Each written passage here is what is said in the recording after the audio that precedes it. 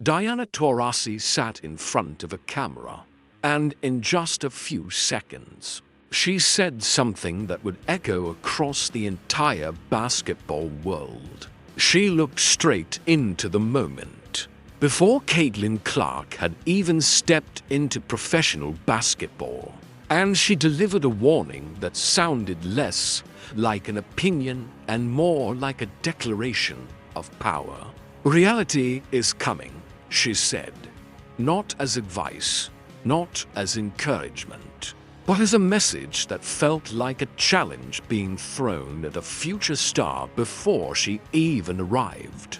And at that moment, nobody questioned it, because it was coming from Diana Taurasi, one of the most decorated figures in basketball history, a player who had already built an empire of championships, medals, and dominance. When someone like that speaks, the sport listens, the media repeats it, the narrative locks in.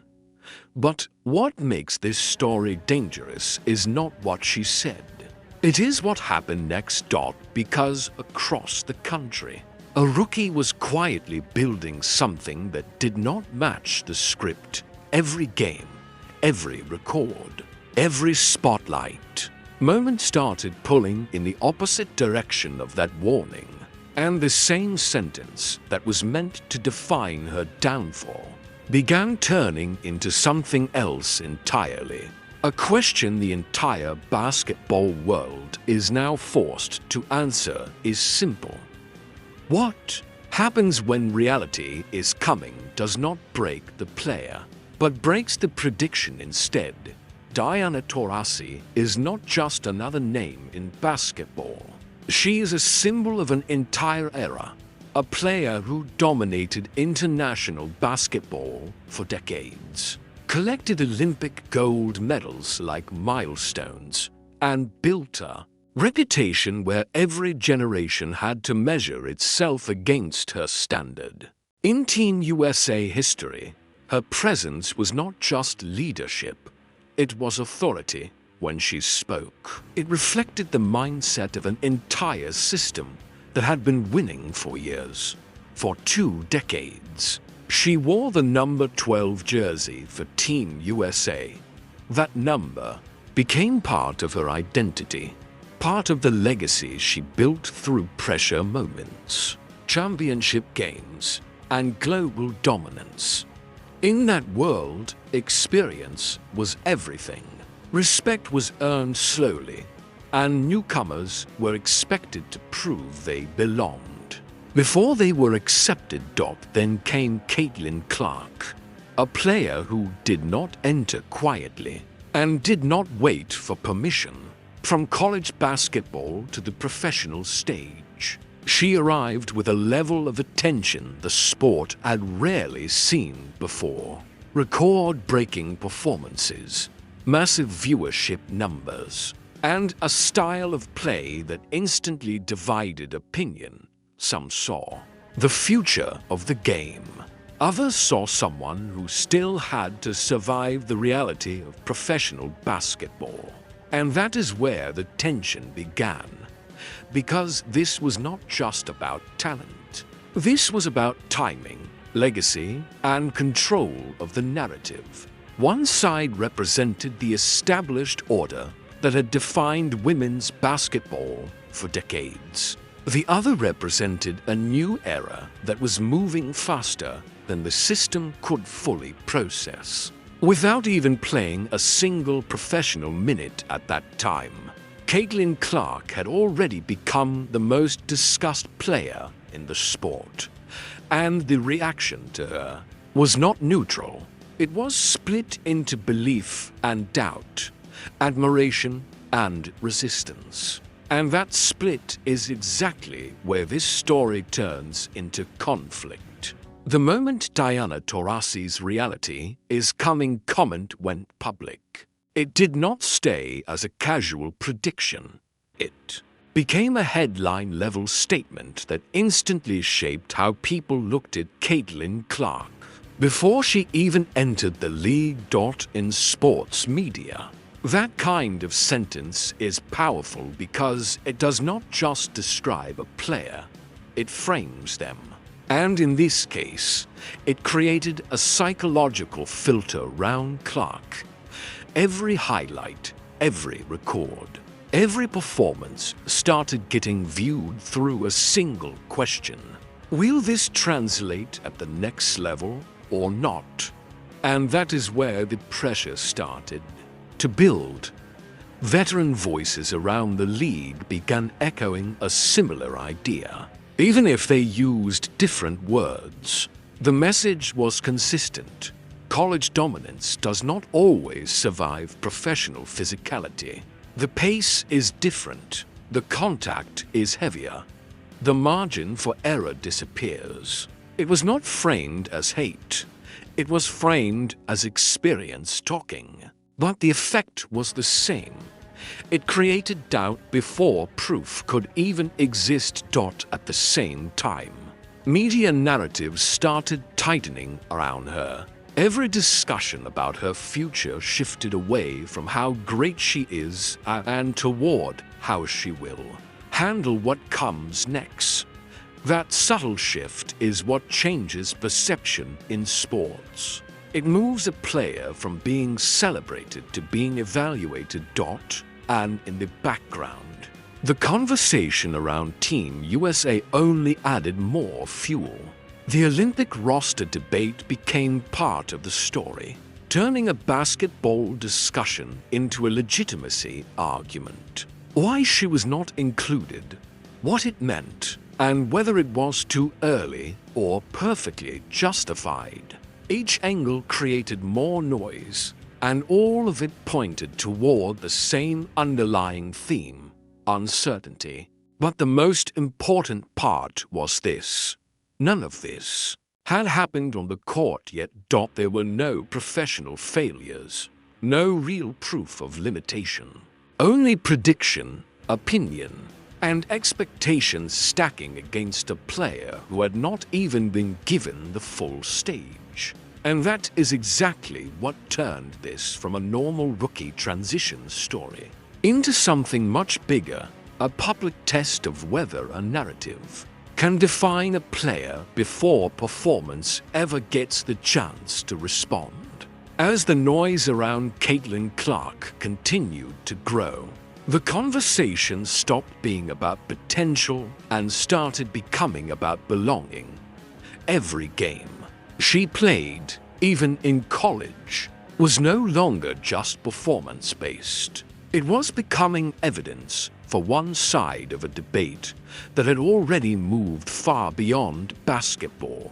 On one side, fans and analysts saw something undeniable: a player breaking records at a historic rate, driving massive audiences, and changing the visibility of the women's game in real time.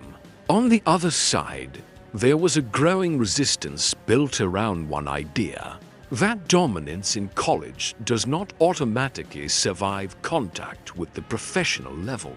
That tension started to shape everything around her.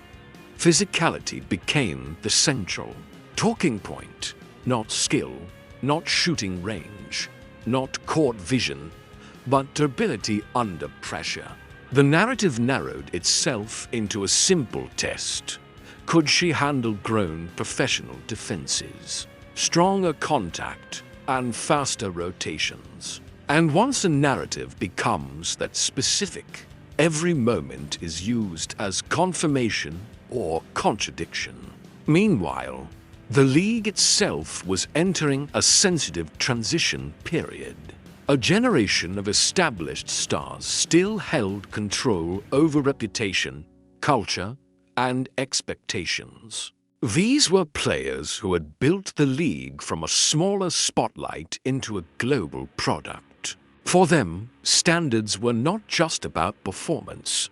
They were about respect for the process. And in that environment, a rookie entering with unprecedented attention naturally created tension. That is where the Olympic conversation added another layer of pressure. The selection debate was not just about roster construction. It became symbolic.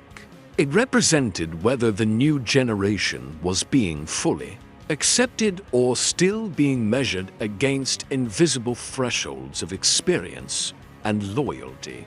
Every argument, every media segment, every fan discussion reinforced the idea that there was still a barrier she had not crossed. And the longer that barrier remained unbroken, the heavier the narrative became.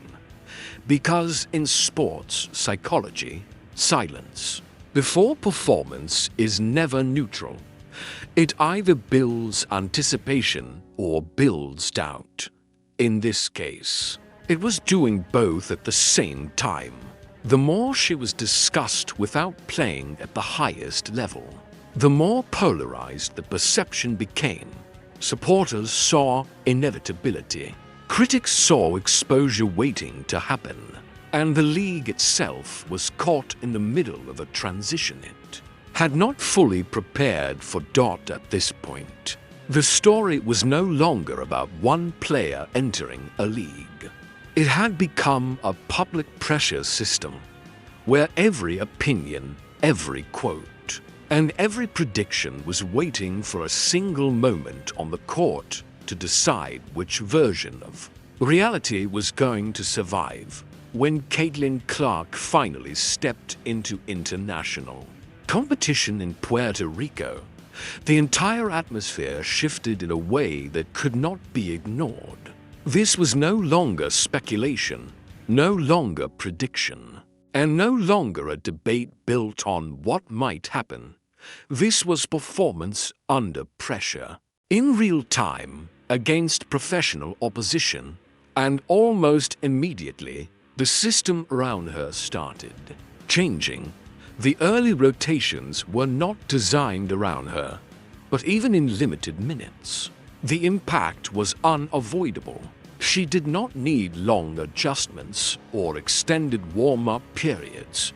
Within minutes, the game flow started bending toward her decision-making, her passing angles, and her ability to control tempo. What had been described as uncertain translation to the pro level started collapsing under direct evidence. Game by game, the numbers started stacking in a way that changed the tone of the entire tournament. High-efficiency possessions, assist-heavy performances, and an ability to unlock offenses even in crowded defensive schemes. Opponents tried different approaches, switching coverage, loading pressure, and limiting space, but the response was consistent. The system still moved through her. Then came the moment that shifted perception fully.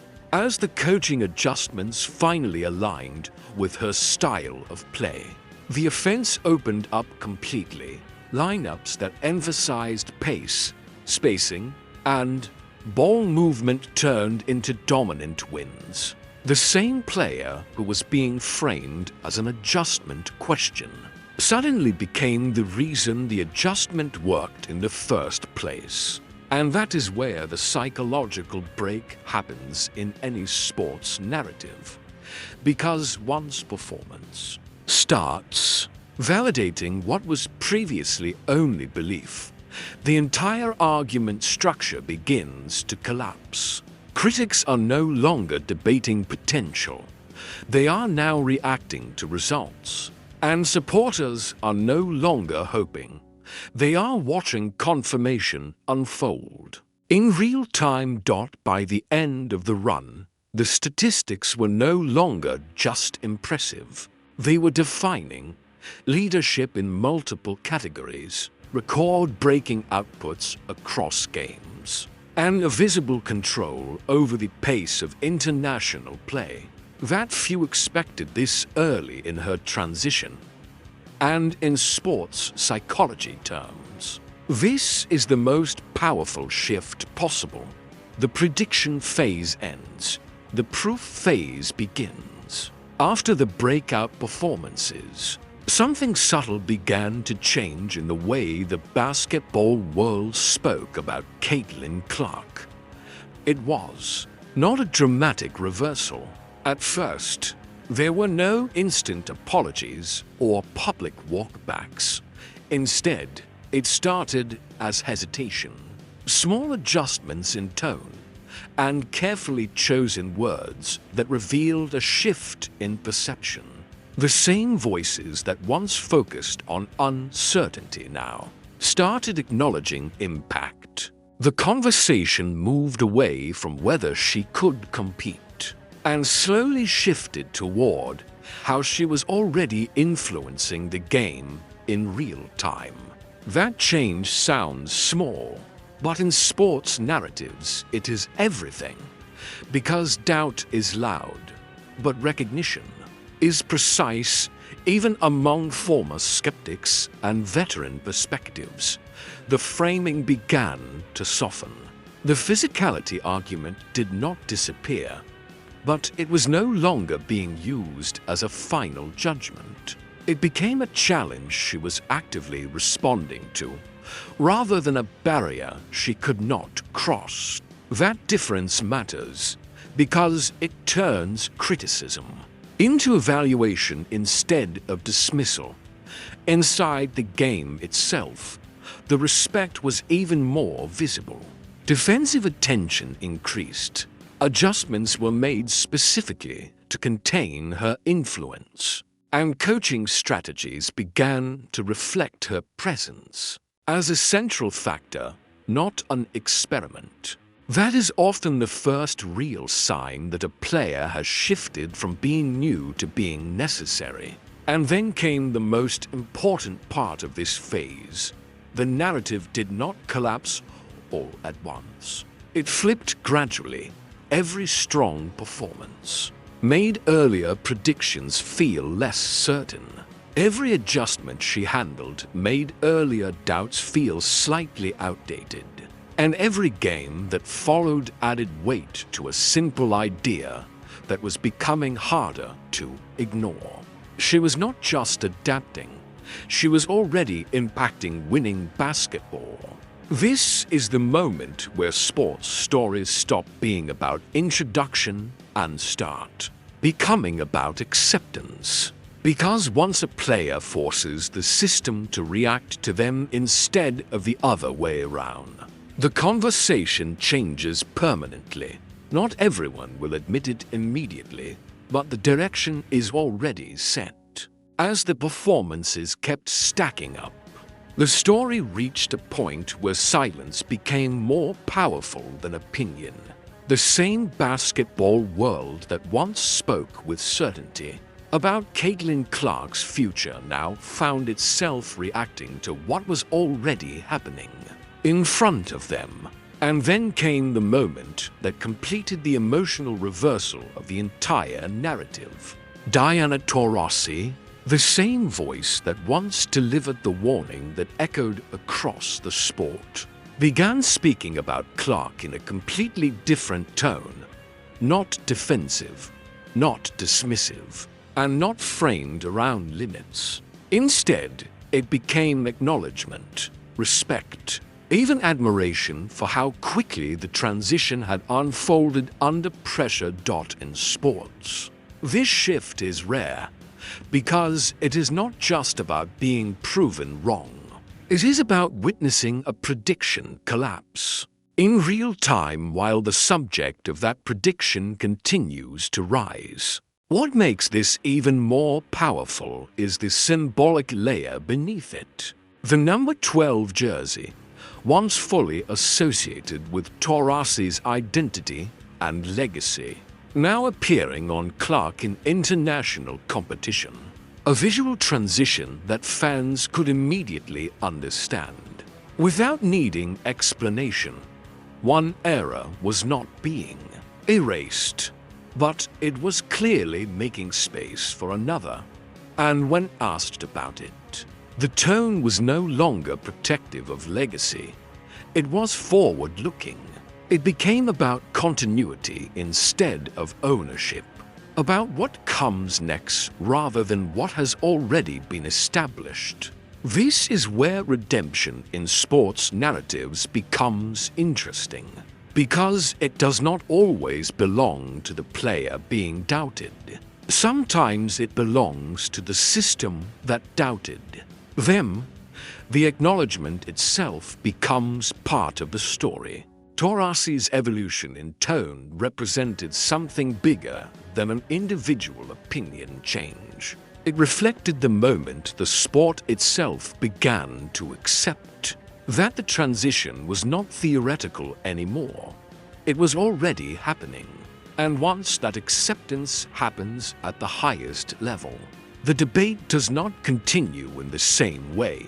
It shifts from resistance to observation. At this point, the story was no longer about proving ability. It had become about recognizing inevitability. Once the narrative settles into acceptance, the conversation naturally shifts away from what has already happened and moves toward what comes next. And in this case, the implications extend far beyond a single tournament or a single season. Because Caitlin Clark is no longer being discussed as a developing prospect, she is now being evaluated as a central piece of the future structure of women's basketball at both the league and international level. At the team level, the direction is already visible. Offensive systems that maximize pace, spacing, and perimeter creation naturally align with her strengths. When the ball is in her hands, the game does not just speed up, it expands. Defenses are forced to stretch further, rotations become more reactive, and scoring opportunities appear earlier in possessions. That type of influence is not situational. It is structural. And when that structure is supported by complementary talent, the ceiling changes completely. The chemistry developing between young perimeter creators and versatile scoring guards creates a system that can sustain pressure over long tournaments. What was once seen as experimental rotation management is now being viewed as a viable long-term blueprint. At the international level, the implications are even larger. Opposing teams are already adjusting defensive schemes specifically around her presence. That alone signals respect at the highest competitive tier, because international basketball does not typically design full defensive strategies around a single young player unless the impact is undeniable. As experience builds, so does control. Timing improves, decision-making sharpens, and the game slows down for the player even as it speeds up for everyone else. That is the phase where elite players separate themselves from rising stars. The expectation now is not whether she can contribute, but how far she can carry systems built around her. Whether that means deeper playoff runs, sustained international dominance, or becoming the defining guard of her generation. The trajectory is already pointing in one direction. And in sports narratives, once direction becomes clear, momentum does the rest. Because at this stage, the question is no longer about potential. It is about salient that brings this entire story back to one simple question that still divides fans, analysts, and former players alike. When Diana Taurasi said reality is coming, was she warning the league about Caitlin Clark? Or was she unintentionally creating the exact storyline that would define the next era of women's basketball? Because now the reality is here, and it looks very different from what many people expected. The records, the performances, the attention, and the rapid adjustment to the highest levels of competition have all forced a shift in how the sport talks about its future. But the debate is still not settled. Some believe this is just the beginning of a much longer adjustment period, where every young star still has to fully prove consistency at the highest level. Others believe the proof is already in, and what we are witnessing is the early formation of a generational takeover that was. Visible AF